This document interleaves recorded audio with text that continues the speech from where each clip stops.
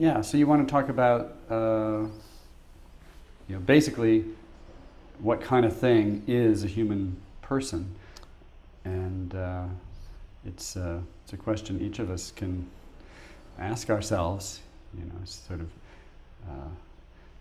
look into yourself, close your eyes, and think, okay, what sort of a thing am I? Right. And one thing that's sort of maybe, well, to me seems kind of surprising, is the confidence with which so many people nowadays in the sciences in particular, but really anywhere in the academy, how confident they are that we are entirely physical, and that no talk about spooky immaterial souls is to be countenanced at all. It's not to be heard.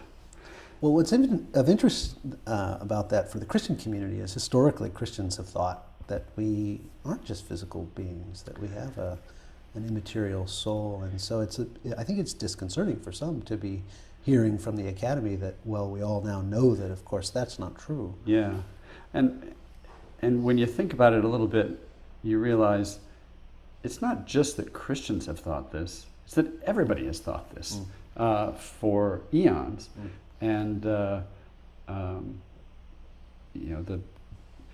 founders of the modern scientific revolution, most of them thought that we were not entirely physical.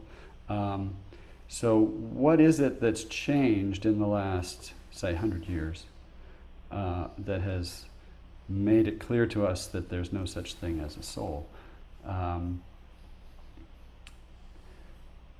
One thing that has become clearer and clearer is the extent to which our ability to think and many of our character traits and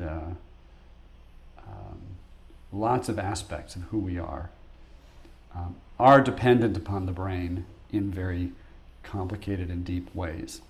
So, brain lesions can produce all kinds of inabilities, can produce all kinds of bizarre agnosias, and the depth with which, the depth to which our thinking and our conscious life is tied to the brain has become more and more obvious. So Descartes famously thought perhaps the connection between mind and brain is mediated by some tiny little part of the brain. And we know that's not right. It looks like the connection between mind and brain is pervasive. Any kind of change or very tiny changes to the brain all throughout the brain cause changes in the mind, changes in consciousness. There's a very tight dependence of mind on brain. Right. But just because there's dependence, it doesn't mean that there's identity.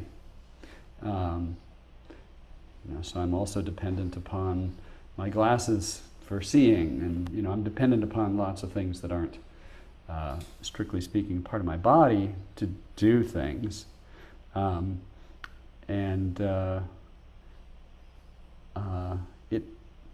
Could it still be that the soul uses the brain to think in some sense?